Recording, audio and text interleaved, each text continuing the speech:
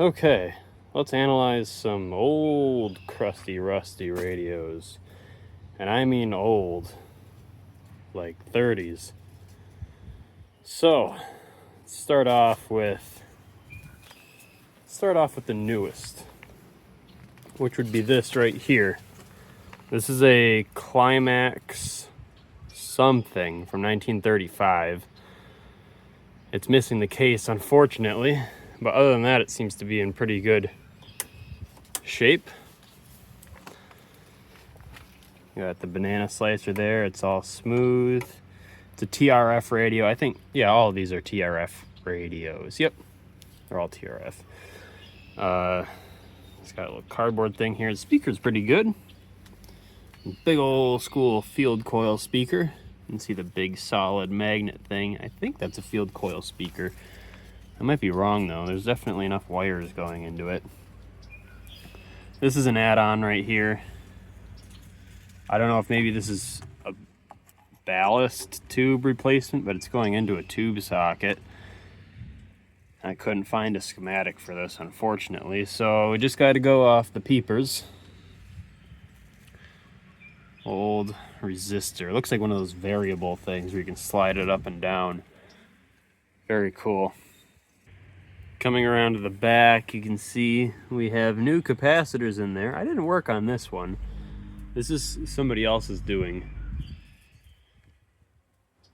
There's where the old filter capacitor would go right there. It would have been a gel-filled one.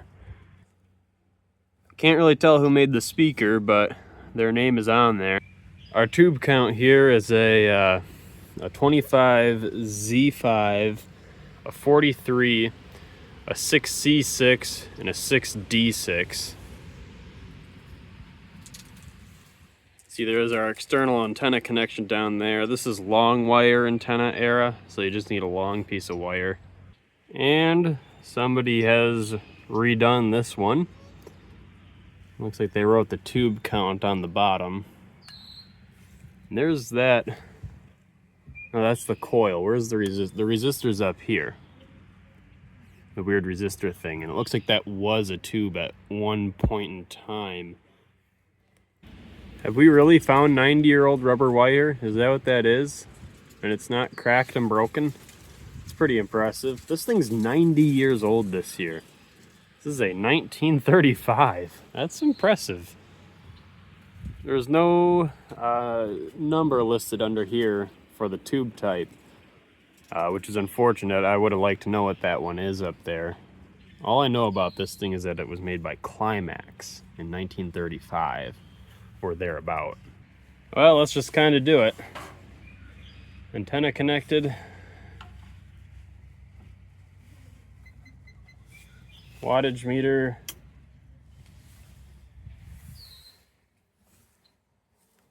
I think it jumped up to either 68 or 88 watts. Jeez. Now we're back down to 40 and dropping slowly. The lamp is on. Auspices there we go. Hey, we're going to retain really good lawyers who could cost hundreds of thousands of dollars. That one works. And then you use the money you ostensibly... It's really the only station you can get at day around here. I like TRF radios. I have a weird liking for them. So maybe at nighttime we can try that out. And I know that TRF radios are not as performative as superhet ones, but I kind of like them. Technology's old. I like that. So yeah, that one works. Oh man, what do we have here? Look at that speaker. It's a horseshoe magnet speaker. That's really cool, but unfortunately it is in very rough condition. This is as found. I haven't done anything to it, a lot like the last one. But somebody else has been through here, and it looks like they tried to mend that speaker back together, but I don't know what a guy can do about that. I guess we'll see if that produces any sound, because it looks like the crack goes from the blue tape down to where the volume control is. So separate on and off switch. But what is this thing? This is an International Radio Corporation Cadet from 1932. This one also does not have the case, unfortunately. But what is this thing right here? I thought initially that was for a eye tube for the cabinet. You'd connect a special tube in there and it'll tell you, how your tuning strength is. But this is an option for this radio where you can connect this to your car, and this can be a car radio. So somebody got this option on there, which means that this was in their car all the way back in 1932. That's early for an auto radio. That's like really early. The Cadet was known as the world's most useful radio or something like that because it could run on 240, 220, 120, 110, 36 volts, 25 volts, and 6 volts or something like that. I know it could run off of 6 because you can hook it up to your car's generator. It can run on like 30 something volts or 20 something volts. It can run on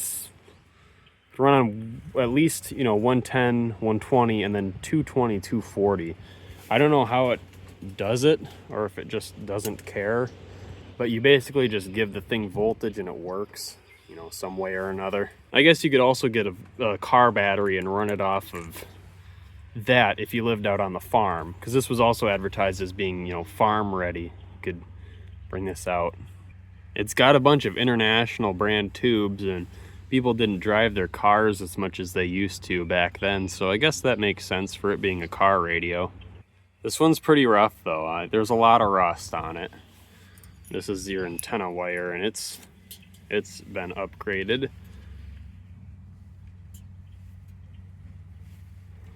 Let's turn it around on its side. And this one, for the most part, has also been worked on and recapped, not by me. Looks like it's got, ouch, darn shirt keeps shocking me when I touch the table. It's got some Goodall capacitors in it, probably from the 50s. This is definitely being used for a while, for it being a 32. Because radio technology was moving so fast back then that like something could be obsolete in just a couple of years, performance-wise. But anyways, filters, all other electrolytics. It's got the yellow capacitors that we all know and love. Looks like we do have 3 papers there, and those Goodall ones are generally not highly regarded. 613 on that Goodall capacitor might mean 56 13th week or something. Also notice the weird like carpet felt thing that goes around the speaker, which is unfortunately missing. This speaker is rough, which is really too bad. Oh, check it out. Look at the big Candome resistor. It runs along the back there with that wire mesh on the other side. Look at the asbestos sheet in there too. That's cool. I didn't see that initially. That's really cool. Okay, and similarly to the last one, we're just gonna plug it in. Drawing current.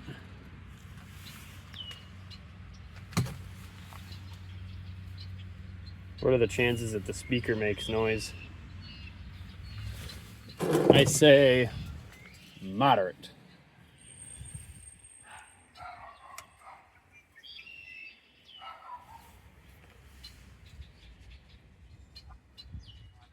Oh wait.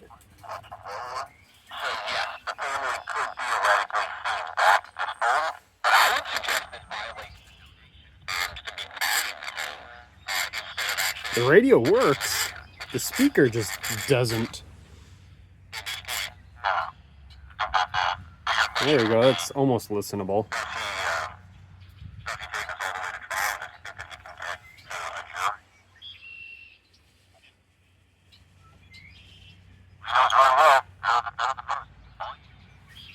Wow.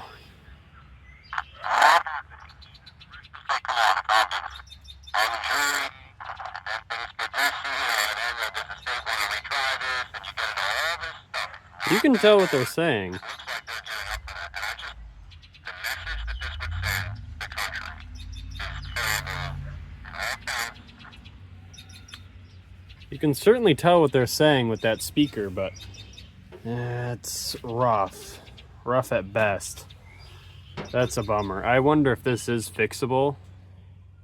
Like if I take several other speakers of the same size and kind of recone this one with those and speaker glue and just kind of hog wrangle something together, if it's possible to maybe get that speaker going again. I don't know. It's just too cool, and a lot of times the speakers are like the integral part of the electronics and the way that the radio operates. And look at that. Is that what they call a pin drive speaker? It's got the little pin going down to the end. And of course, the back side of it is blank looking. I don't know. Okay, just for the heck of it, let's just throw in a fourth here. This is in the box. Here's to hoping there's no invoice on the top that I have to edit out. Don't really want to do that. Hold on, stand by. Okay, this should be the world's first integrated clock radio made by Telecron. And I don't mean just the clock was Telecron, the radio was as well. Telecron, of course, being GE. So, I mean, when you get down to the nitty gritty, this is just the GE. Looks like it's in one piece. Well, shucks, we might have a man down, but at least it's still in the box. That's unfortunate. I hope that's nowhere important. Well, I think now we can kind of justify a tripod. If I'm going to be unboxing.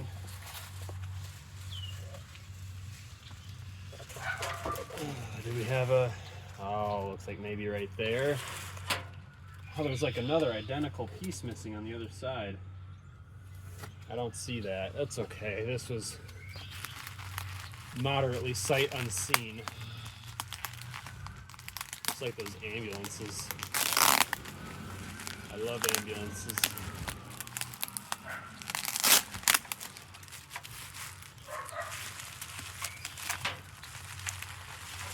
Okay.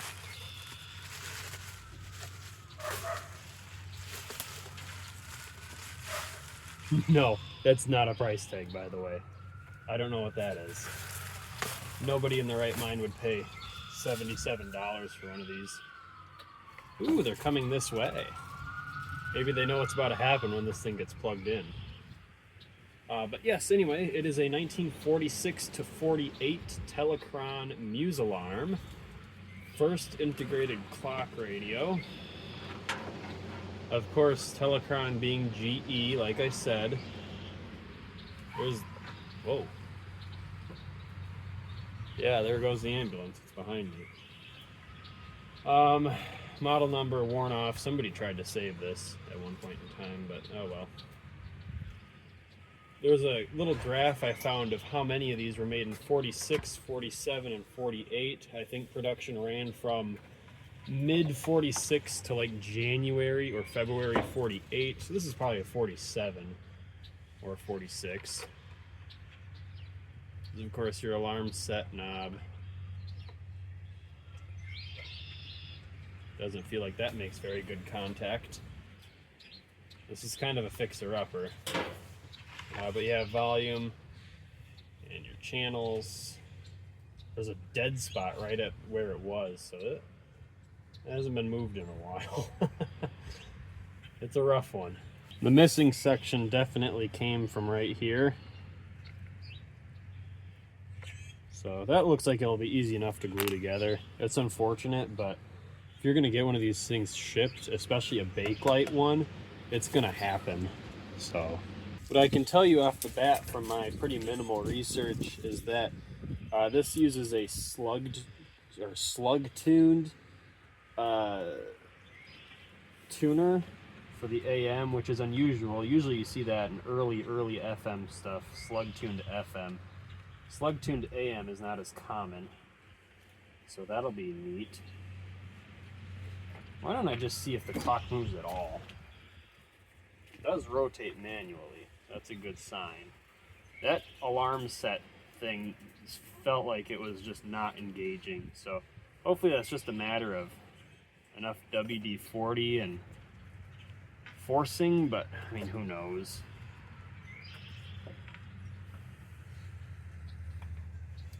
Oh yeah, this has the mismatch of, our shirt shocked me again on the grounded table.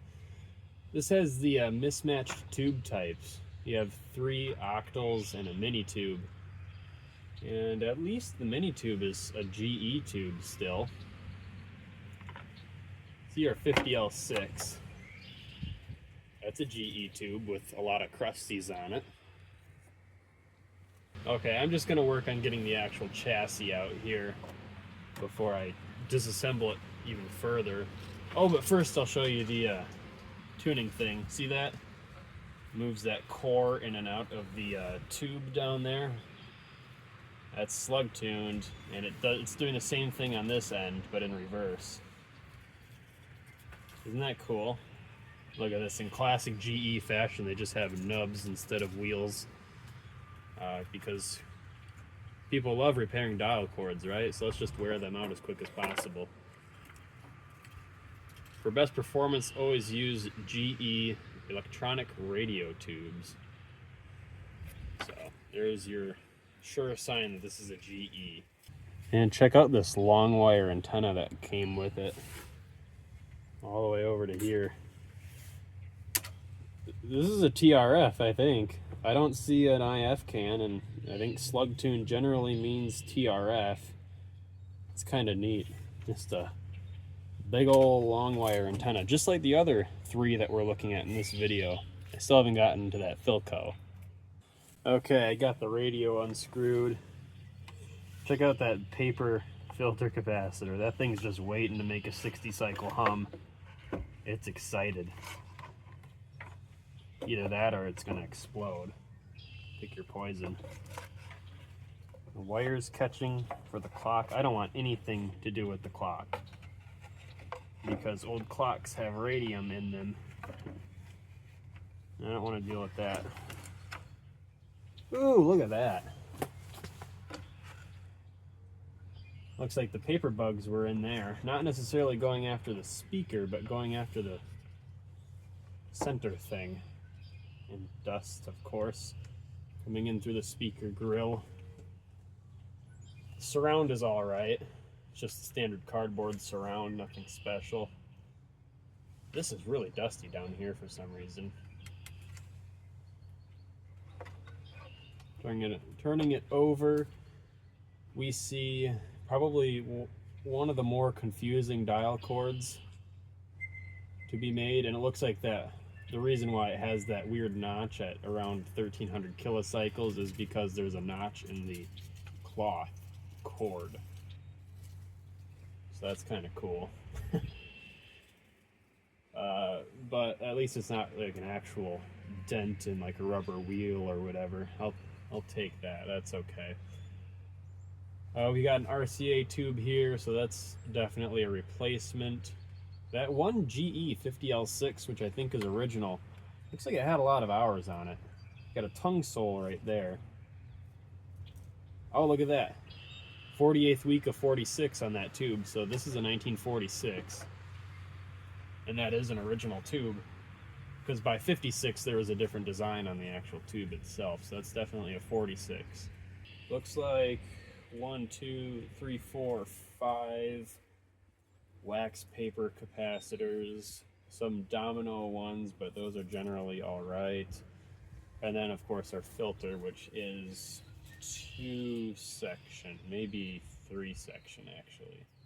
Looks like a 2 section though. That other tube right there, that other GE mini tube, is also original. It's from the 39th week of 46, so that's kind of cool.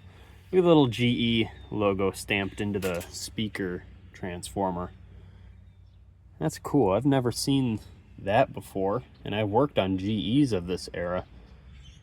Maybe I should go back and look. Not that it's really important, but it's stuff like that that I kind of find cool. So looking at the clock mechanism here, I was screwing around on the knob and it just totally screwed off. So it's threaded, which is very, very unusual, and I guess it makes sense for the first integrated clock radio to be like that, but they fleshed that design out pretty quick. It looks like it does actually clutch in pretty well. Yep. The clock is fine. This was laying at the bottom face down. Old Underwriter's Laboratory sticker. I don't know if it was for this or if it was for something else. Is there a spot where a sticker used to be?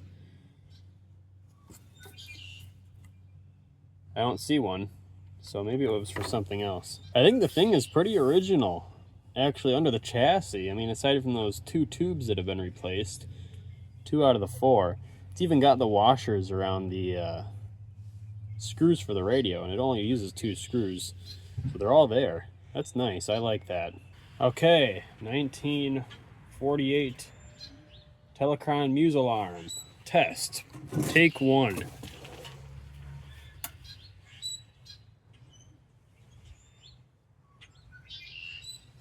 It's drawing current.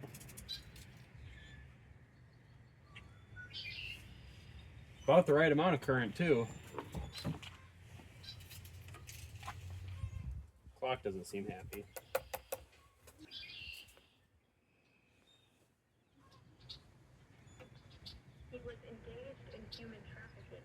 How is that filter not bad? Oh, and the clock started.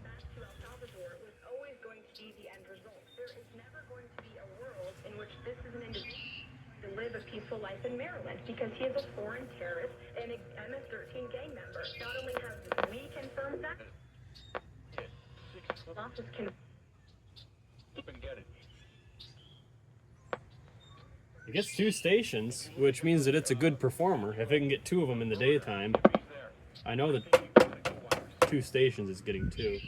Truly appalling that there has been so much time covering this alleged. Need to get another knob for that. And this gang member, MS-13 gang member, it's truly.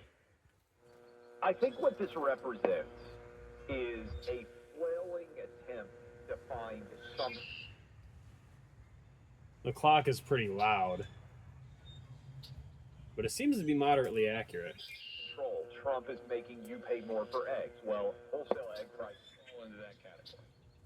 That's the reason I go that direction. Chuck said it'd be nice to be getting over in the live stream in our cheap seats. Something is popping and flailing in there. Oh my.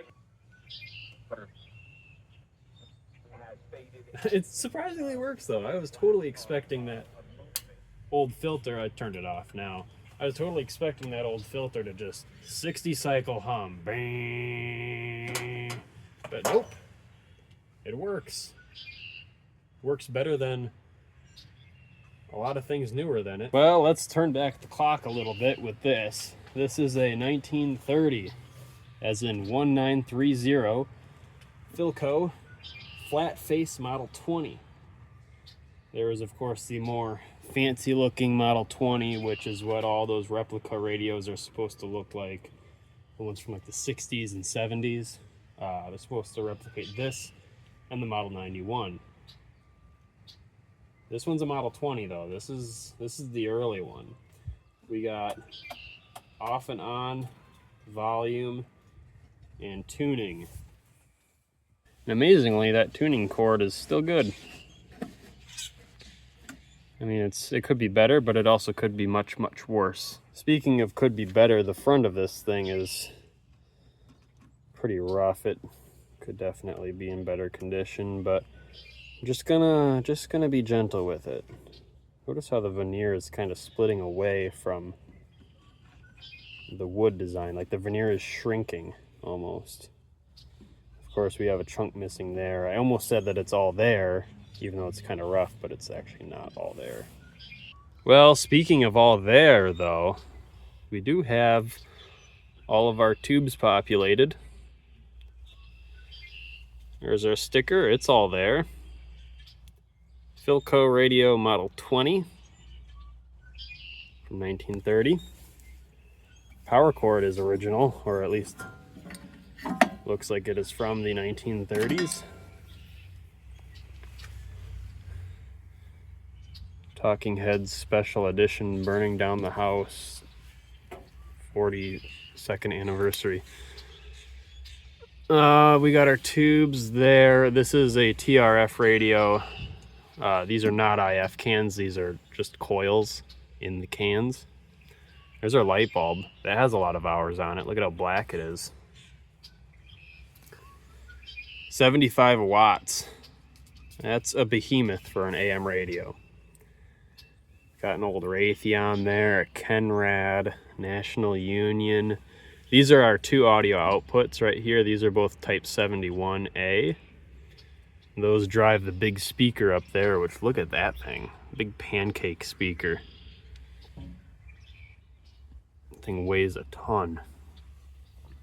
Here's the plug for it too. So you can plug in a different speaker if you like. That's the original Philco speaker, of course, with the original Philco bare wiring. Very cool. That's our filter capacitor. That can right there, that's full of tar, so there's no cracking in there and replacing these things unless you're really dedicated. Just tack them under the chassis, you'll be fine. There is our power transformer. Guy had this thing plugged in, it didn't explode, so I know the power transformer is all right. I don't know what it does though. I didn't see it run, I just heard that it had run. Date sold.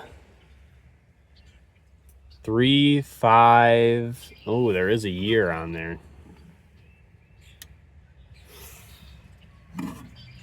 3/5 of 35. That thing, this was sold a little over 90 years ago. This is almost over 100 years old.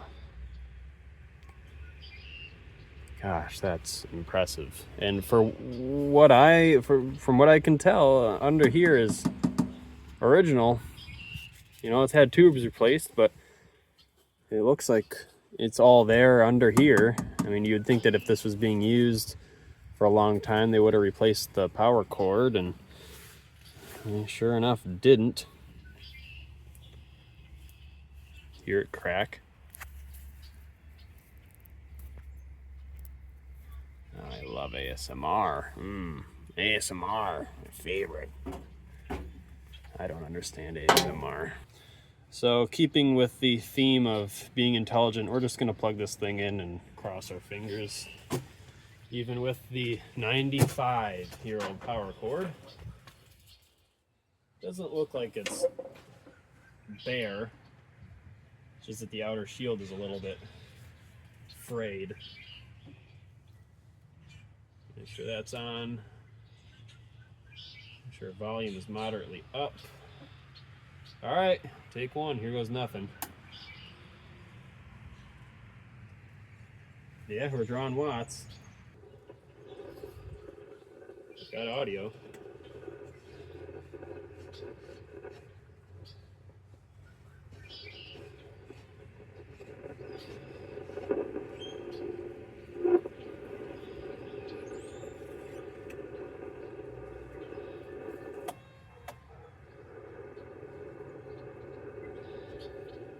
Don't you just love it when you plug something in, turn it on, and all the dogs start going wild?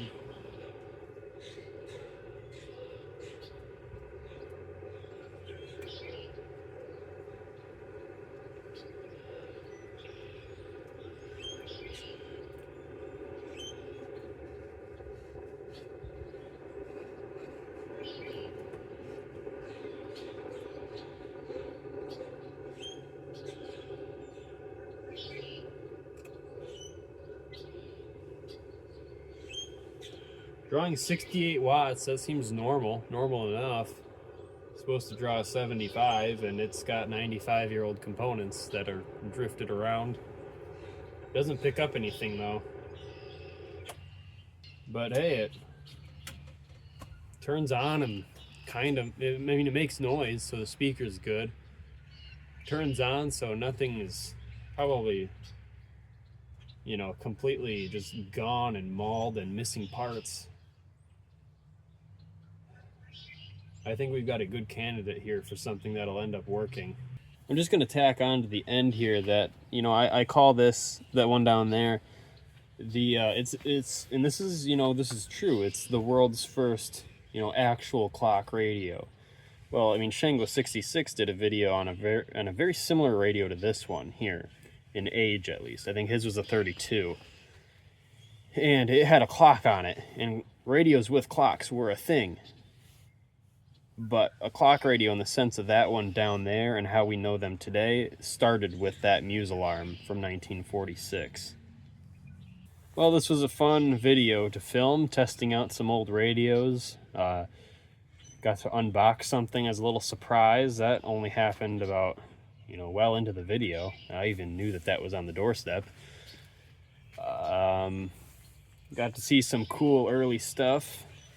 You know, it's early if the one from 1946 seems really modern compared to the rest of these, but I think this is one of the only times that I will have 4 TRF radios in the same video, because you just don't see TRF stuff that much. It's just not as common. But I like TRF stuff. I have a liking for it. But anyways, with that, thank you for watching, and I'll see you in the next video.